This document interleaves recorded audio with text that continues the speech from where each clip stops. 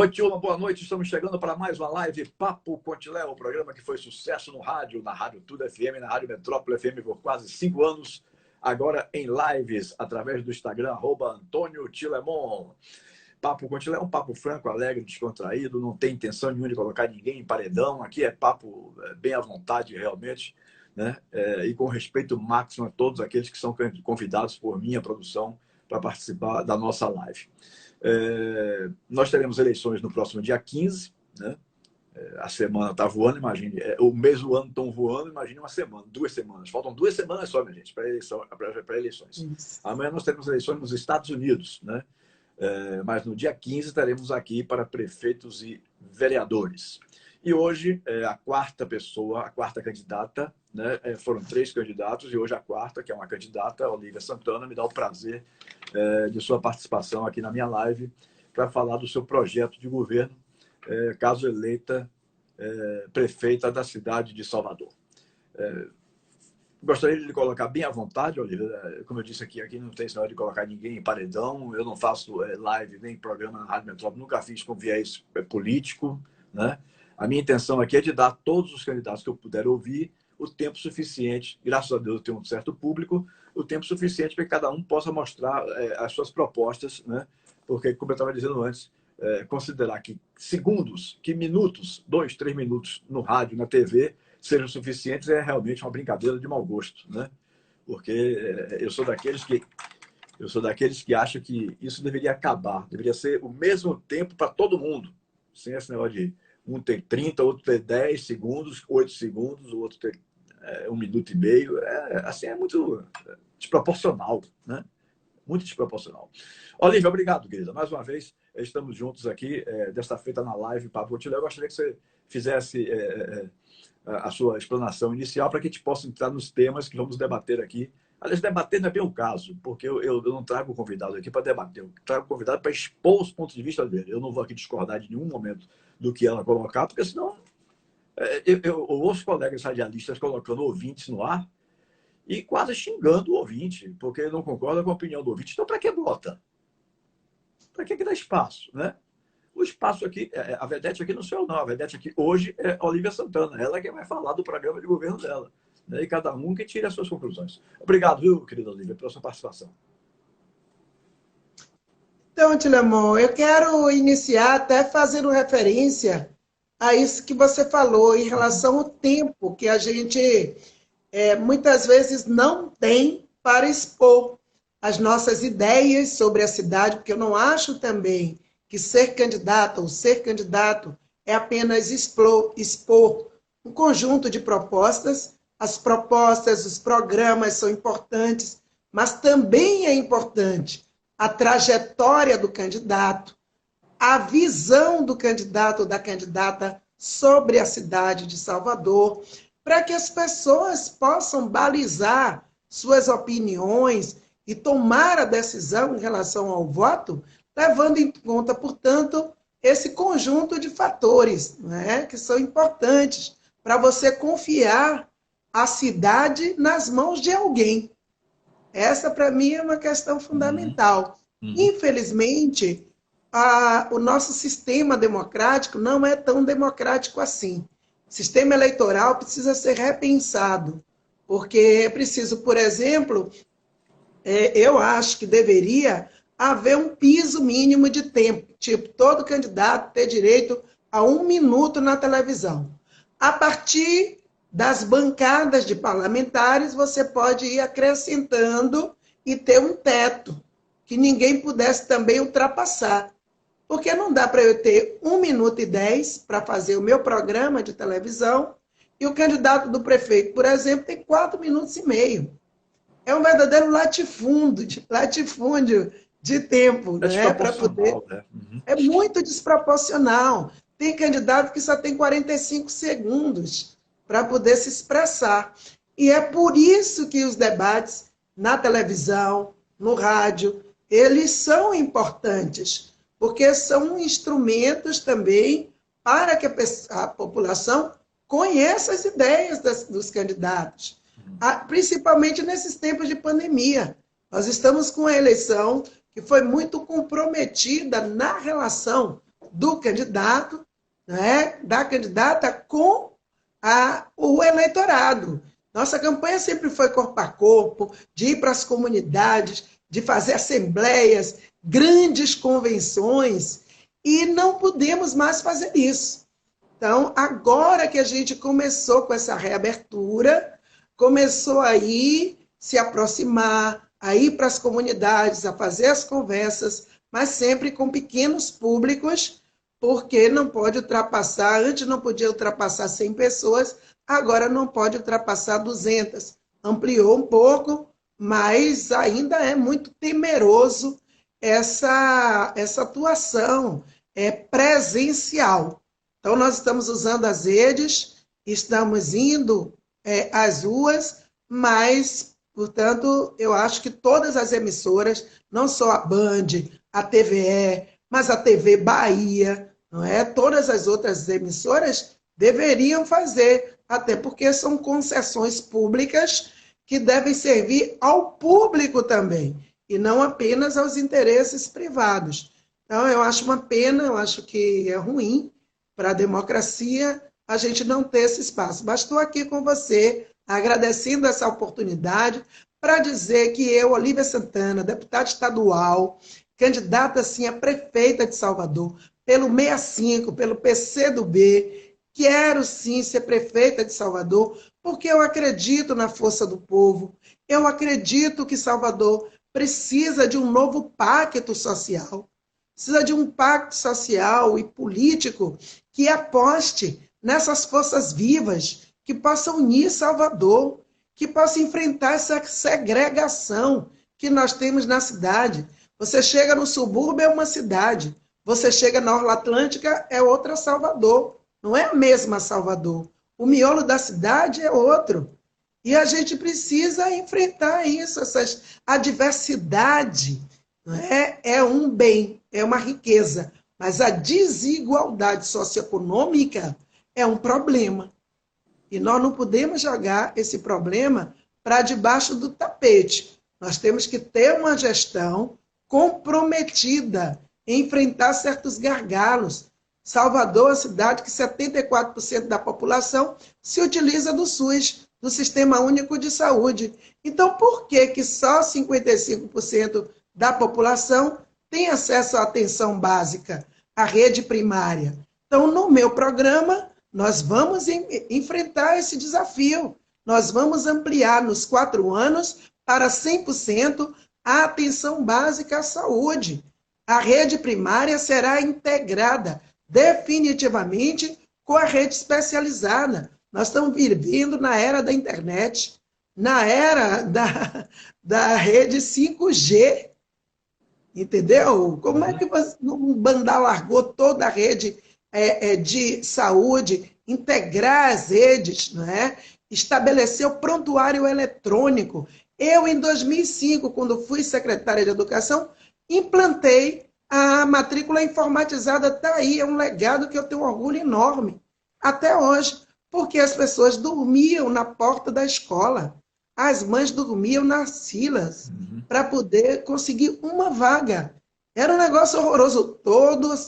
Todo ano tinha matéria de jornal escandalizando a situação da matrícula. Então, temos que aplicar tecnologia à saúde, à educação. 433 escolas, todas têm que estar conectadas. Tem que ter rede, cabeamento, garantir a conexão, garantir o kit digital para os estudantes, porque se você não pode ter aula presencial, tem que garantir a aula remota, para esses meninos não ficarem um ano fora sem nenhum acesso à educação. A rede privada tem, a rede pública precisa entrar na era digital também. Olívia, já que você começou falando aí sobre esse aspecto de aulas, presencial ou não, tal, isso tem a ver com a pandemia. Veio tudo isso começou por causa da pandemia que surgiu. Você pode enfrentar também ainda uma etapa da pandemia, porque ninguém acredita que isso vai terminar até janeiro sem uma vacina, né, à disposição, pelo menos uma à disposição. Então, eu lhe pergunto, depois eu vou focalizar todos aqueles itens: educação, cultura, esporte, saúde, segurança pública, transporte público, mas já que começou por aí, você acha que a prefeitura agiu corretamente, o governo do estado agiu corretamente? Você se posicionaria de que forma enfrentando uma pandemia dessa? Você aprova os métodos que foram adotados pela prefeitura de Salvador, pelo governo do estado, com relação ao fechamento do comércio, tudo isso que aconteceu? Qual é a sua visão sobre tudo isso da pandemia do coronavírus? Olha, Tilemon, eu não sou uma espectadora do que aconteceu, eu sou parte das medidas, não é, que foram tomadas pelos agentes públicos. Eu sou uma deputada estadual, participei ativamente, sou membro da bancada do governador Rui Costa, nós tivemos reuniões com o governador, participei ativamente de toda a agenda de medidas que o governo do estado da Bahia tomou no enfrentamento à pandemia.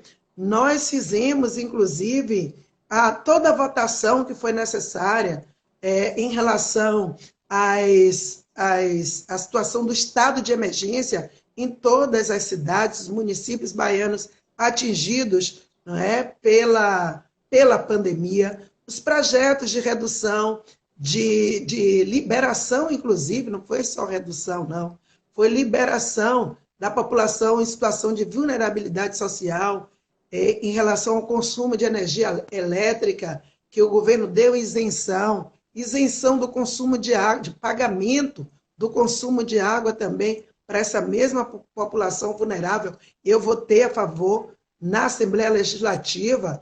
Nós fizemos um movimento, um esforço grande. Eu participo do Comitê Popular de Solidariedade, então a gente arrecadou alimentos para cestas básicas e tudo mais. Então, eu aprovo, sim, a ação articulada do governo do estado da Bahia com a própria prefeitura. Na hora que a vida está em risco, o principal é defender a vida da população. Não pode ficar na briga, porque um é do DEM, o outro é do PT. São gestores públicos, se comandam a cidade, o estado, tem que agir com confluência da energia, não é, para garantir o melhor para a população. Sinto o absurdo que foi esse presidente da República, que agiu diferente, que lavou as mãos, deixou o povo aí a ver navios entregue apenas ao esforço dos governadores e dos prefeitos mais responsáveis, entendeu? E foi um caos, porque a gente já tem mais de 160 mil mortos no Brasil, quando poderia ser menos. A gente poderia perder menos gente. O presidente da República demitiu todos os ministros que se preocuparam com a vida minimamente. Eram ministros que apoiavam ele, da mesma linha política que ele, mas por ter um mínimo de responsabilidade com a agenda determinada pela Organização Mundial da Saúde, o presidente foi lá e saiu demitindo todo mundo. Então é o fim do mundo, é um governo do fim do mundo. E eu acho um absurdo que o prefeito ACM Neto apoie, continue dando sustentação, ele com a sua bancada do DEM, dê sustentação ao presidente Jair Bolsonaro. Esse presidente não serve ao Brasil. A imagem do país, Tilemon, está extremamente comprometida. Observe que o setor do turismo é um dos setores mais impactados com a pandemia. Cultura, turismo estão muito impactados com a pandemia.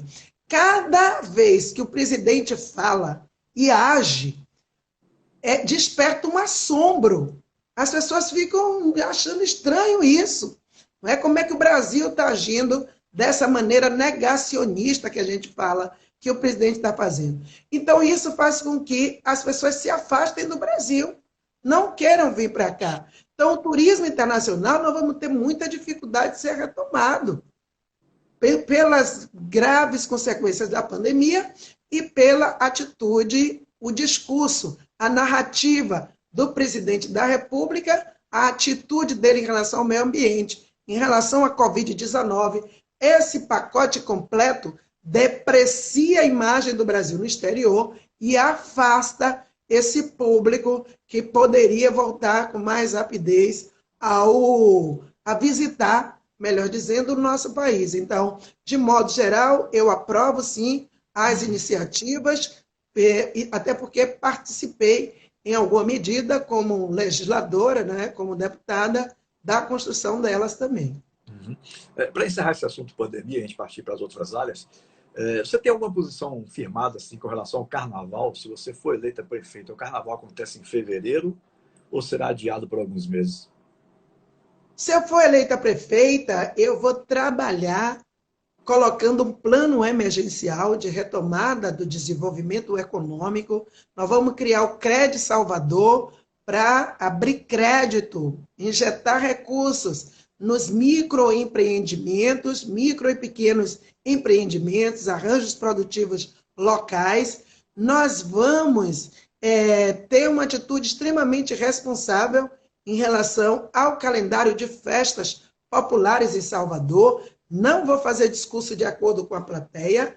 A liberação do carnaval está conectada com a liberação da vacina. E eu vou lutar ao lado do governador Rui Costa para que o povo de Salvador esteja entre os primeiros a receber as primeiras doses dessa vacina, porque nós precisamos garantir que o nosso povo seja imunizado, que a gente tenha uma condição segura para liberar a festa e outros eventos. Então, eu acredito que o carnaval só poderá acontecer no segundo semestre de 2021. Não dá para assumir compromisso de fazer carnaval em fevereiro. Nós já estamos em novembro, gente.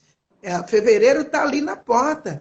Nós teremos que planejar, estabelecer toda uma logística do carnaval, levando em consideração as orientações do comitê científico, não é? E o acesso a uma medida mais consistente no que diz respeito à imunização das pessoas, porque não dá para soltar esse povo numa festa de milhões, as pessoas ficarem lá, porque carnaval é uma festa dionisíaca, é a festa e todo mundo vai extravasar.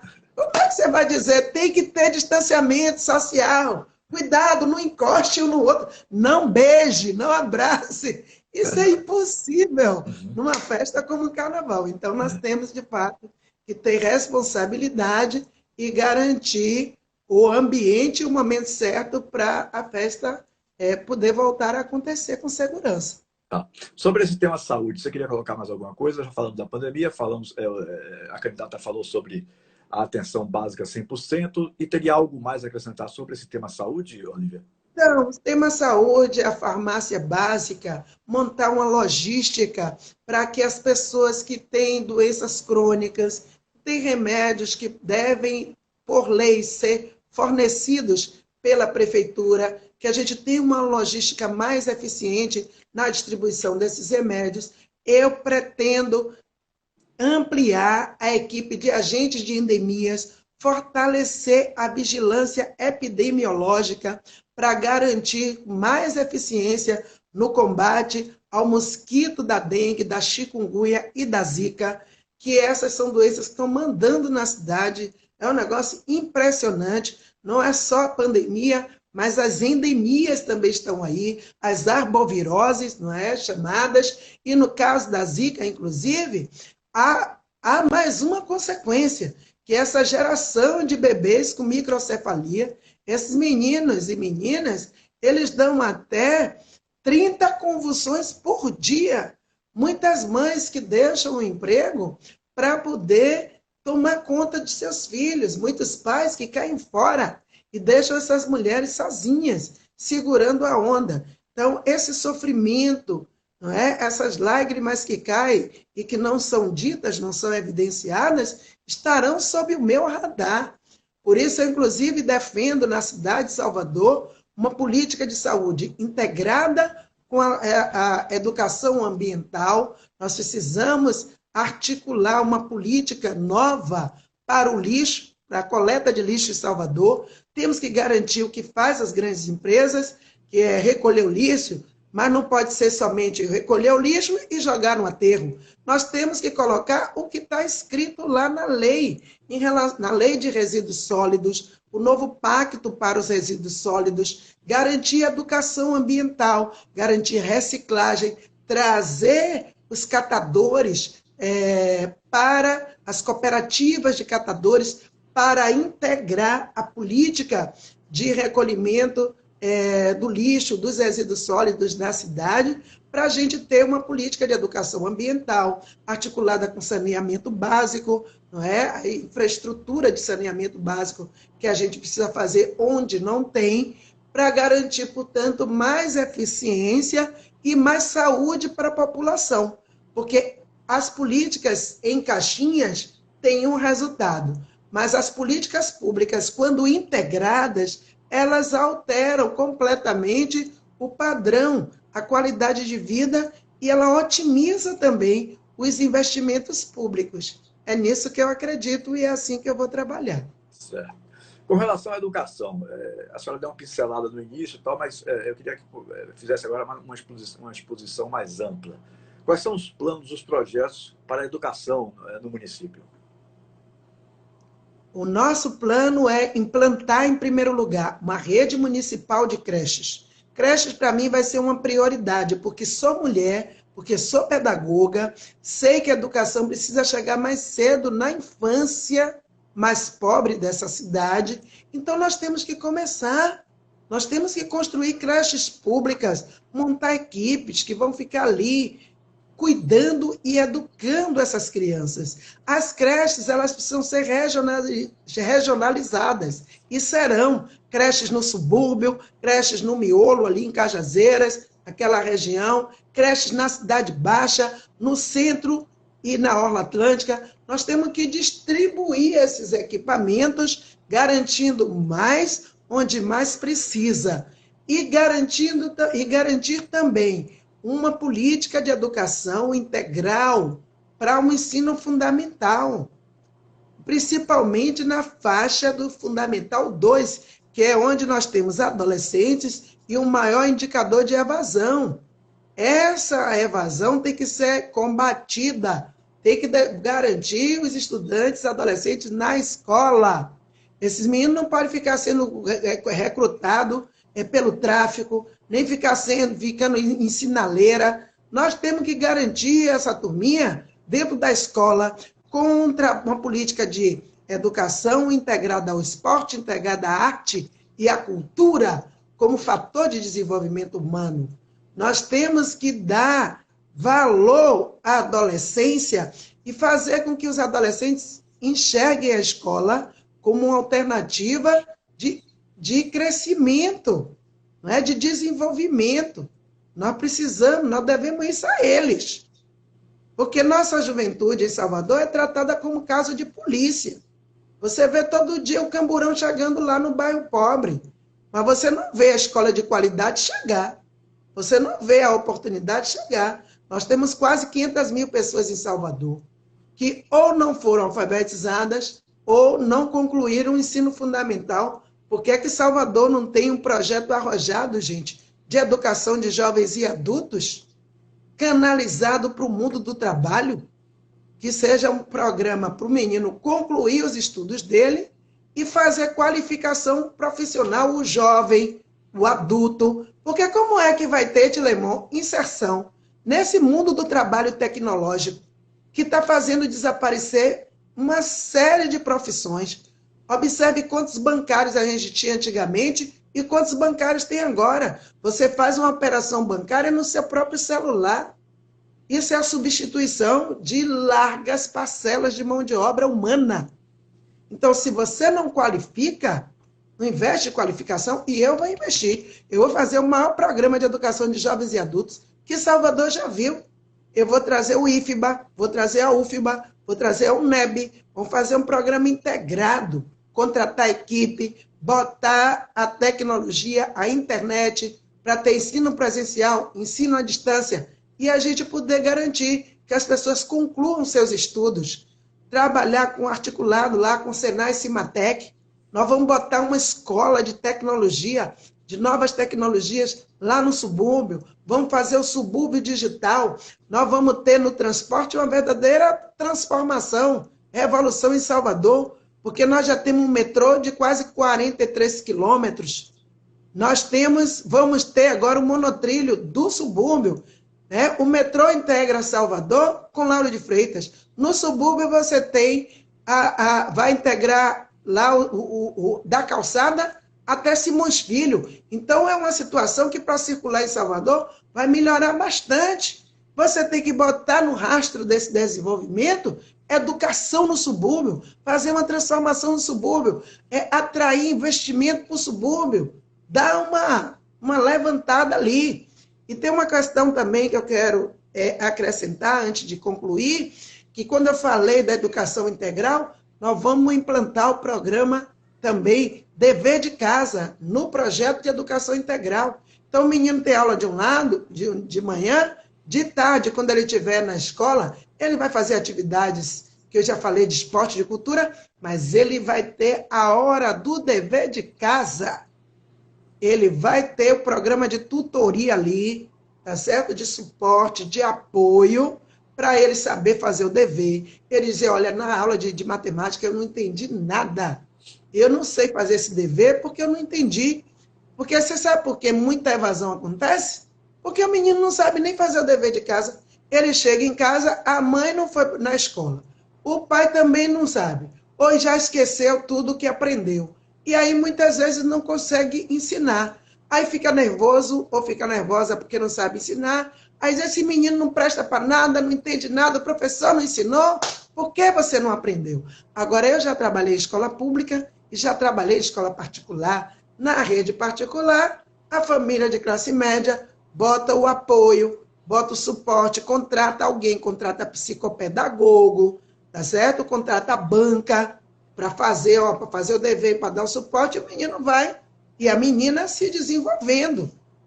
Entre os pobres, os caras não têm dinheiro para fazer isso. Então, a escola tem que fazer o serviço completo, para sair de lá já com suas atividades prontas, entendendo o que não entendeu e podendo caminhar para frente, né? Se desenvolver.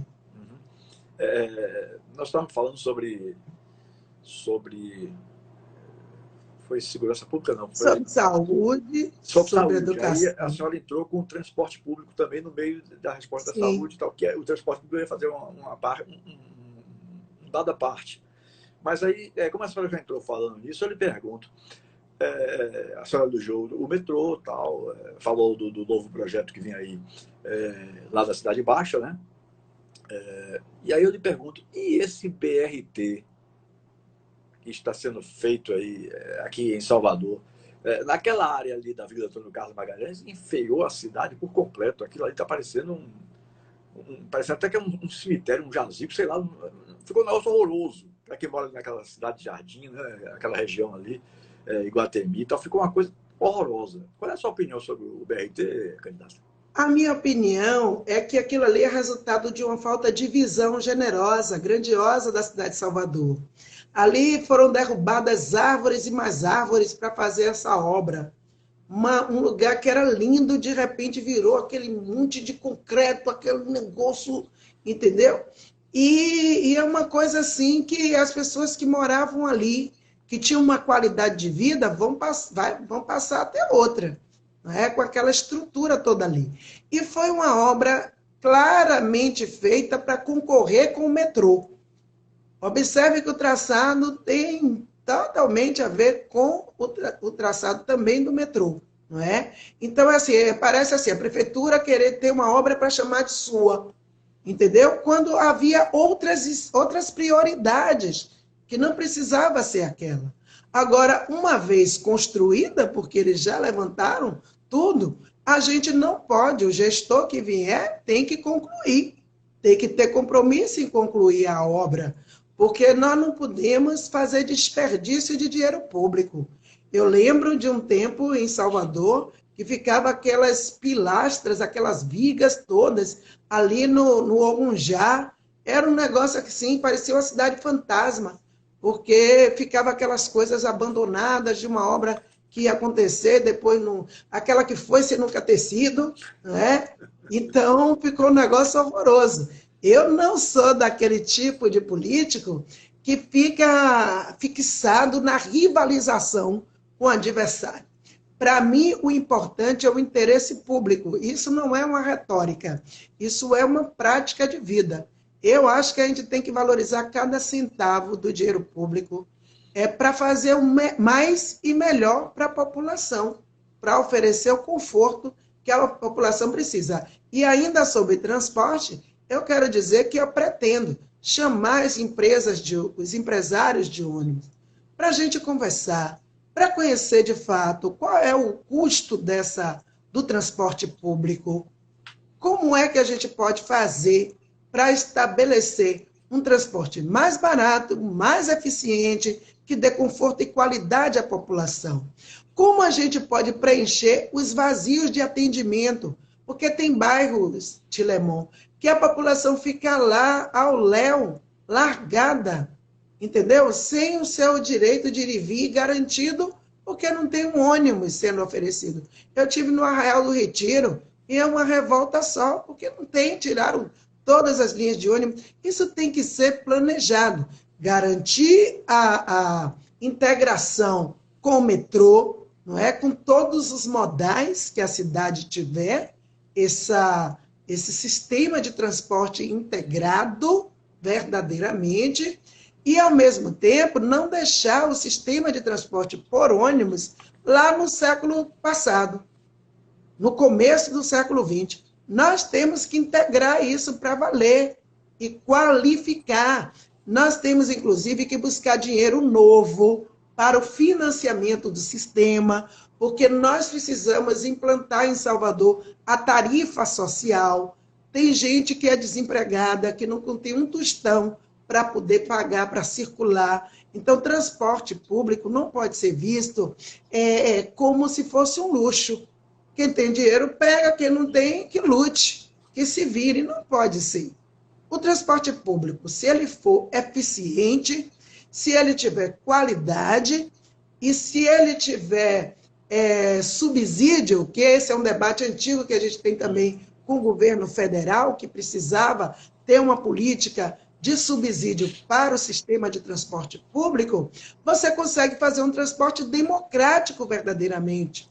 E consegue, inclusive, tirar carro individual da rua. Porque todo mundo pega carro porque não confia no transporte público. Porque aqui se convencionou que transporte público é coisa de pobre, e pobre não tem direito à qualidade, vamos deixar as coisas de qualquer jeito, e, no entanto, a pessoa de classe média, né, dá um pulinho na Europa, vai na França, vai em Paris, vai numa cidade, vai na Inglaterra, aí volta maravilhada com o transporte público, que coisa incrível, não é? Mas a gente não tem coragem de chegar aqui e fazer uma coisa bacana, para a gente se orgulhar do que a gente tem e do que a gente é capaz de oferecer ao nosso povo. O que a Europa oferece ao povo que vem de fora é o que ela oferece todo dia para o seu próprio povo. Você chega em Nova York, né, no norte da América, tá lá o sistema de metrô jogando duro, entendeu? Fica todo mundo maravilhado. Bora fazer aqui. O Brasil é um país grandioso, poderoso. O problema do Brasil é a concentração de riqueza. Essa visão avarenta, uma visão mesquinha, que uma parte importante da nossa elite tem e que não consegue olhar para aqui e investir aqui. Tem gente que ganha dinheiro no Brasil e vai morar em Miami, que é incapaz de garantir esforço coletivo. Vamos construir nossa nação, bora investir na nossa cidade, bora aqui construir uma coisa bacana, bonita, aprazível, que a gente se orgulhe. Eu vou querer fazer arborização, eu vou querer fazer uma política pública na área urbana que consiga resgatar áreas verdes na nossa cidade. Salvador tem vários parques públicos que, se houver investimento em ciclovia, em uma agenda cultural para esses espaços públicos. Vai ser muito bacana, de segurança, pegar a guarda municipal, você colocar a guarda para fazer a segurança também lá do Parque São Bartolomeu, por que não? Por que só pode ter show no Parque da Cidade? Por que não tem uma agenda cultural para o Parque São Bartolomeu, para outros parques, entendeu? Com segurança, com proteção, para a gente contemplar a natureza e a gente também educar nosso povo para cuidar do ambiente urbano. Então, tem muita coisa que pode ser feita. É preciso ter um olhar de grandeza sobre a nossa cidade, que é linda, que nos oferece muito. E a gente precisa saber o que fazer com que a cidade nos oferta. Quando se fala de segurança pública, segurança se diz assim, segurança é questão de Estado, né? Alguns já começaram a discordar, achando que o município também tem que oferecer segurança. E o município tem a guarda municipal. O que é que, na sua gestão, sendo eleito prefeita, muda com relação à guarda municipal e à segurança na capital ainda? Então, Dilemon, eu inclusive era vereadora quando nós votamos, sim, pela criação da guarda municipal, que é, hoje, pela lei, o município tem um papel também suplementar na política de segurança pública, não é somente o Estado. Mas o município tem que ter a sua guarda, mas sem usurpar as funções que são da Polícia Militar, de outras das estruturas de segurança pública do Estado. Eu vejo a Guarda Municipal com o papel de proteger o patrimônio, de estar lá protegendo o posto de saúde, protegendo a escola. Então, você tem a ronda escolar. Mas se você tem uma guarda municipal, por que essa guarda não pode proteger a escola, não pode proteger o posto, não pode atuar em parques públicos? Eu acho que pode sim. E fazer uma política de formação dessa guarda numa perspectiva da garantia de direitos. Eu quero uma guarda cidadã, uma guarda garantista, uma guarda que atue também na prevenção. Eu pretendo trabalhar com a implantação de núcleos de mediação de conflitos nos bairros populares de Salvador, porque muitos crimes acontecem por desentendimentos banais, gente. A pessoa vai lá e tira a vida do outro por uma coisa estúpida, sabe? Então, eu acho que a gente pode fazer um trabalho de coletivo, um trabalho de garantia de direitos, cidadão, e que, ao mesmo tempo, traga as experiências, os projetos que estão nas universidades. A Faculdade de Direito da UFBA tem um trabalho muito interessante na área de mediação de conflito.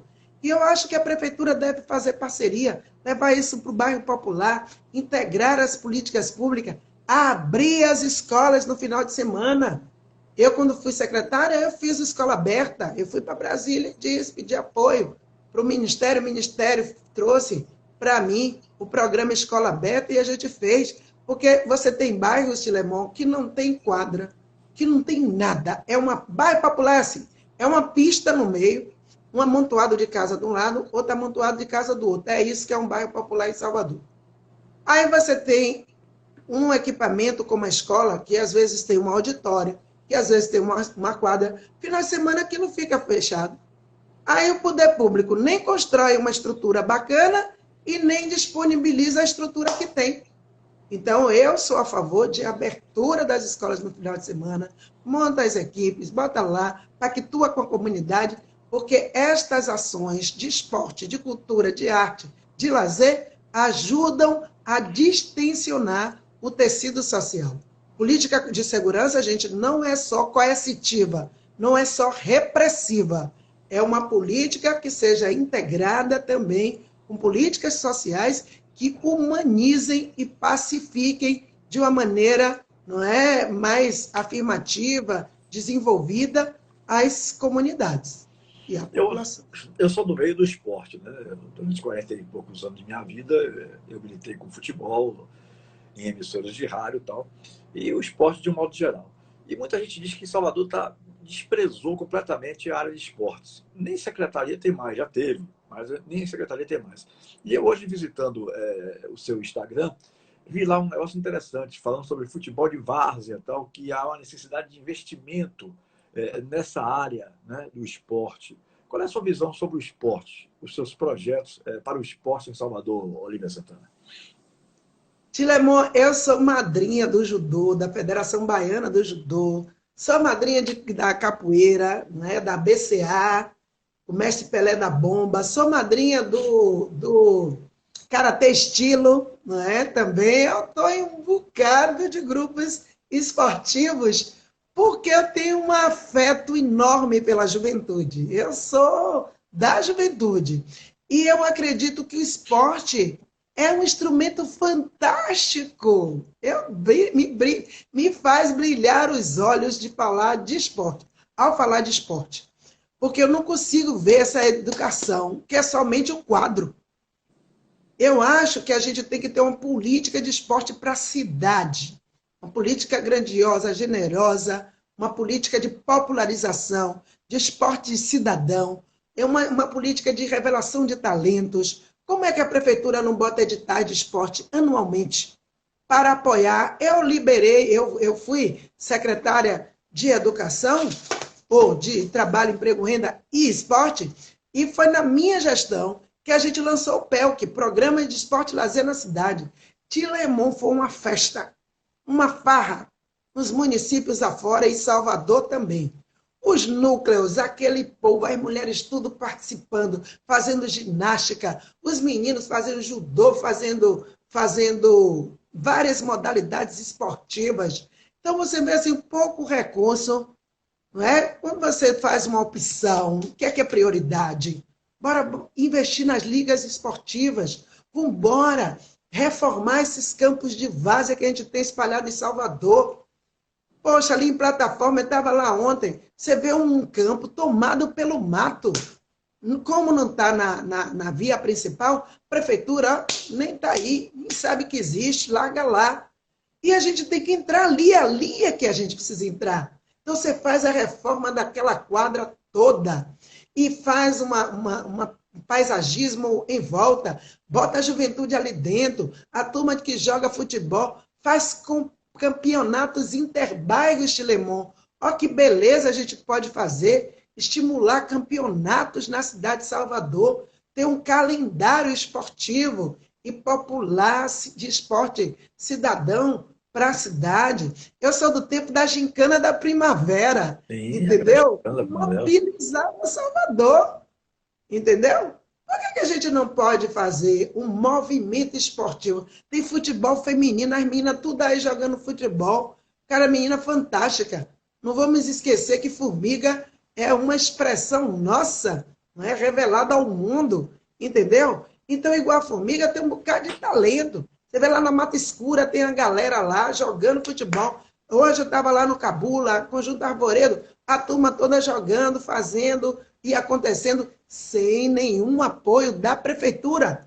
Então, o dinheiro não dá para tudo? Não. Vai ter dinheiro para todo mundo? Não vai. Então, faça uma política de esporte, fortaleça o organismo de esporte, estabeleça os editais, democratize para todo mundo que tem seu projeto poder apresentar, entendeu? Tem uma parte que vai ser selecionada, que vai receber o recurso, a outra parte vai tentar novamente, mas o que não pode é não ter nada.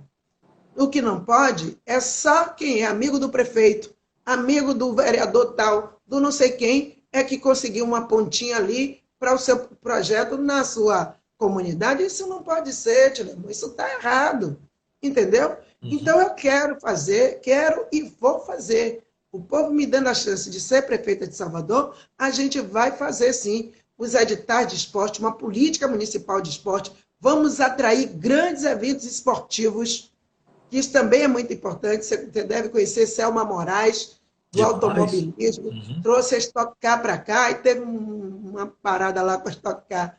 Aí daqui a pouco já não tem mais, você não consegue consolidar uma agenda de eventos, entendeu? Esportivos na cidade de Salvador. São 3 eventos, são 2 eventos, quantos são? Mas tem que ter, velho. Precisa ter para que a gente possa garantir uma estruturação real na cidade e uma política popular que vá trazendo esse povo, entendeu? Para essa agenda social do esporte. Então, eu tenho um compromisso. Houve um encontro de esportista que me apresentaram esses esportistas uma carta de compromisso, eu assinei, assumo os compromissos com eles em relação a uma política de esporte para a cidade de Salvador, fortalecimento do organismo que vai tratar da política de esporte, estabelecimento de um calendário esportivo, estabelecimento de editais de financiamento do esporte em diferentes modalidades para a nossa cidade. Então, nós vamos ter o PELC municipal, sim, porque a gente tem compromisso com essa agenda. Uhum. Último tema aqui, mas depois eu vou fazer duas perguntinhas só, minhas no caso. O tema moradia, habitação e meio ambiente, que também vi no seu Instagram, que tem uma postagem sobre esse tema. O que é que a senhora pode dizer para quem está nos vendo? Bom, primeiro nós temos um projeto chamado Favela Importa. Esse é um projeto que vai integrar as políticas de infraestrutura nos bairros populares. Então, é um projeto para reestruturar os espaços degradados nos bairros populares, cuidar de moradia, tá certo?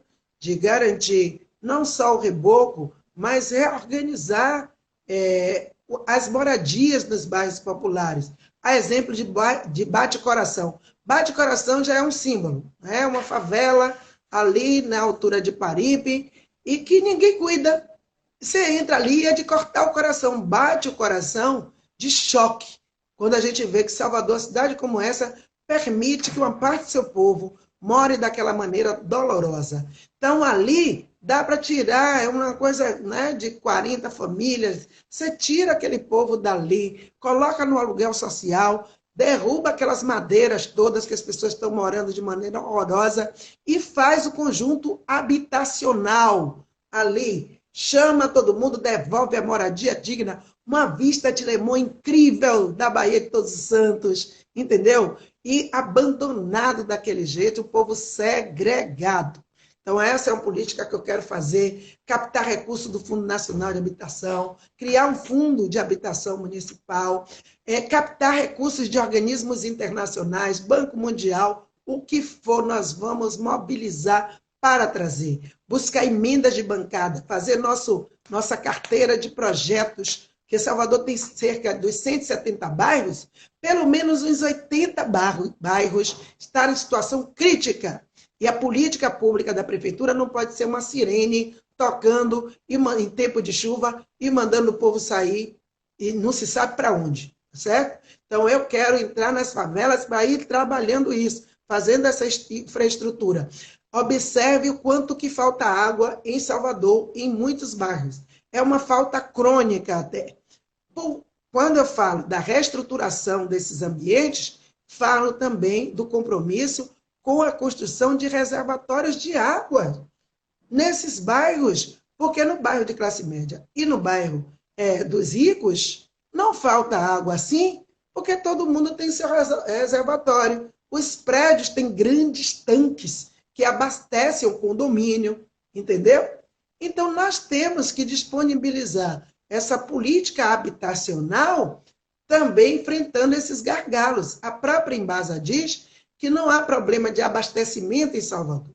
Há problema de falta de reservatório de água para garantir que a população seja assistida de uma maneira mais digna do que tem sido até agora.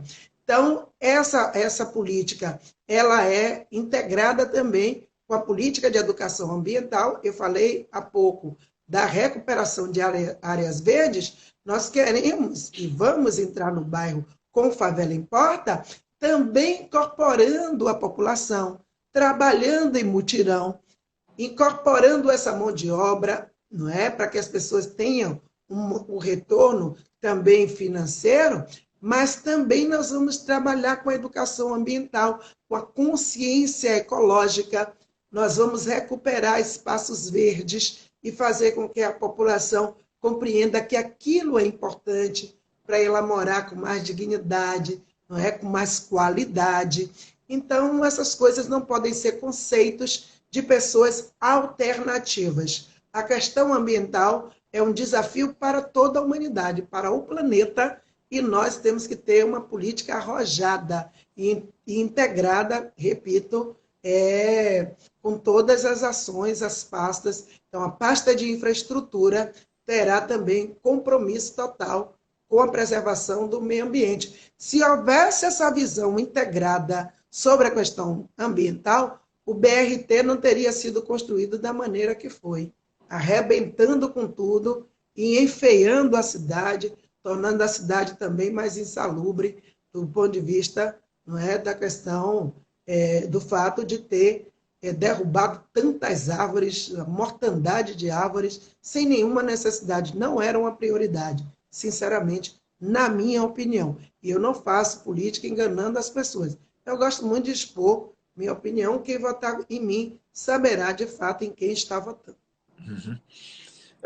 Candidato Olívia Santana, agora vou fazer dois pedidos assim, de comentários em cima de colocações que eu vou fazer aqui agora. A primeira, qual é a avaliação que a senhora faz dos candidatos, dos seus oponentes à Prefeitura de Salvador? Então, eu avalio meus oponentes, todo mundo, eu respeito. Ninguém pode entrar numa disputa sem respeitar os adversários. Mas eu tenho muita segurança em relação ao programa e as ideias e o método de governar que nós estamos apresentando para a cidade de Salvador. Um método mais democrático, um método que aposta nas forças vivas da cidade, não é? E, portanto, eu acredito, de fato, que a nossa candidatura é uma candidatura que ousa enfrentar essa cidade de 2 andares, extremamente desigual, e oferecer à cidade um novo pacto social. É por isso que eu acho que a nossa candidatura ela tem mais densidade, é uma candidatura que tem uma trajetória, que tem uma experiência acumulada, e, portanto, esse é um critério que se associa também ao critério de ser da base do governador, de ter um conjunto de forças políticas que nos apoiarão também, não só no segundo turno, mas no movimento de governar essa cidade, e com o povo, para o povo, e com um leque de forças políticas que são importantes. Então, eu acho que por tudo isso, é que eu confio que o nosso projeto é melhor do que o projeto dos nossos adversários. Uhum. Bom, e como última colocação, o que a senhora acha das pesquisas eleitorais? Porque a gente vê sempre assim, pesquisas eleitorais parece que eu não voto, parece que a senhora não vota. Já deu um negócio como 50 e tantos por cento para um, 10% para o outro. Eu até hoje, desculpe a ignorância do macaco, mas até hoje não consigo entender essa forma científica aí, de como se faz esse processo para avaliar o percentual de candidatos numa eleição. Né? E o que eu tenho visto é que tem acontecendo muita coisa diferente daquilo que eles apontam como resultado. Então, qual é a sua opinião sobre pesquisas eleitorais? Então, Tilemon, você trouxe uma questão muito interessante. Eu não posso fazer outra coisa senão dar risada das pesquisas, né? Eu não tenho como fazer diferente. No meu caso, por exemplo, antes da eleição começar formalmente, eu tinha 7% nas pesquisas. A eleição começou, eu estou na televisão apresentando o meu programa, eu estou em debate, eu estou nas redes sociais, a gente sente visivelmente o envolvimento das pessoas, né, chegando junto da nossa campanha, participando ativamente da nossa campanha. Aí sai a pesquisa, bota que eu continuo com os 7%, ou que eu caí para 6%, para 5%. É um negócio assim, parece que tudo que aconteceu na nossa campanha só puxou a nossa campanha para trás, não é? Ou então deixou ela congelada no meio do caminho. Considerando o histórico das pesquisas, nem Wagner seria governador, nem Rui Costa seria governador, eu não seria deputada. Em 2018 saiu uma pesquisa horrorosa, várias, todas que saíam me botavam em último lugar, disputando a última vaga nas candidaturas proporcionais do PCdoB. Se candidaturas do Executivo, muitas pesquisas são erráticas, pense em relação a proporcional, não é? Acreditar que vai poder estabelecer de pronto o tabuleiro, o desenho do tabuleiro, é loucura isso. E aí, no final das contas, diziam que eu estava disputando a última vaga do PCdoB, não é? Com o DAO, e quando a urna se abriu, muita gente que nas pesquisas diziam que ia ter 60 mil votos, que não sei o que lá, não se elegeu, e eu fui a das mais votadas do PCdoB. O DAO foi em primeiro lugar, eu fui em segundo lugar, o PCdoB elegeu 5 candidaturas. Se elegesse 4, eu estaria nela, se elegesse 3, eu estaria, né? Se elegesse 2, eu estaria. Então, essa é a resposta que eu tenho a dar. Para mim, a melhor pesquisa são as ruas, tá certo? É o corpo a corpo, são as redes sociais, é a gente que usa honestamente as nossas redes sociais, e eu tenho certeza que quando abrir essa urna, muita gente vai se surpreender. E tem gente que sabe, Tilemon, do desempenho da nossa campanha, mas faz essa manipulação porque querem, eu vou dizer, o candidato do prefeito, por exemplo, ele é péssimo, ele é muito ruim nos debates, parece um robô falando. Se fosse qualquer candidato da esquerda que tivesse o desempenho que esse rapaz tem nos debates, seria achincalhado. Como ele é candidato do poderoso, não é?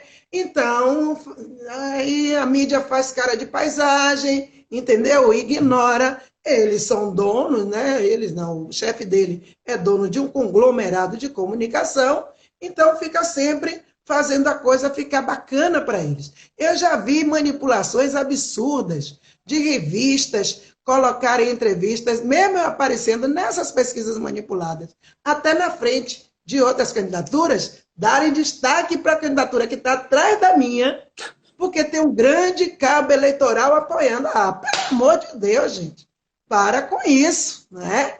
É isso que é ser democrático? A verdade é fundamental para a democracia. Então, pesquisa é uma coisa que não me abala. Salvo engano, por pesquisa que eu fiz aqui, a deputada Olívia foi eleita com 57.775 votos. Né? Não foi isso?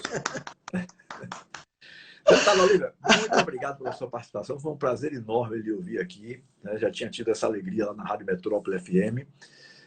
Quero mandar um abraço para a Maísa, da sua assessoria de comunicação, que foi muito simpática, muito gentil o tempo inteiro, para que eu conseguisse fazer essa live. Né? Abraçar também o meu querido companheiro, grande jornalista Antônio Luiz Diniz, que toda hora pedia, leve a Olívia, toda hora.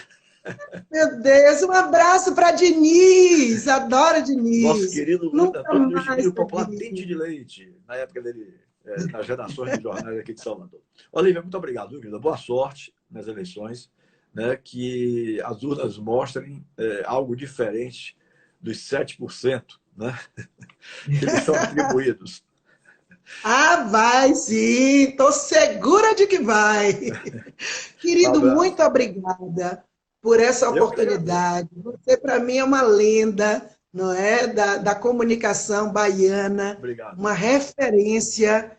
A gente, manhã que nunca abriu mão do rádio, sempre ouvia no rádio, desde de muitas décadas atrás, né? E você jovem, claro, mandava também no comentário esportivo, e a gente aprendeu a te admirar, não é? E para mim, portanto, é uma honra enorme estar aqui com vocês. Peço às pessoas que estão nos seguindo aqui que, por favor, nos acompanhem nas redes sociais, Olívia Santana Oficial, Olívia 65.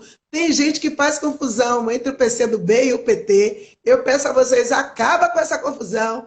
Eu sou 65, tá certo? Não sou PT, sou PCdoB, e é no 65 que você, que diz que vai votar em mim, que gosta do trabalho que a gente vem apresentando, precisa votar no dia 15 de novembro, ou fazendo a gente ganhar logo no primeiro turno, ou levando a gente para o segundo turno. Obrigada, gente. Abraços.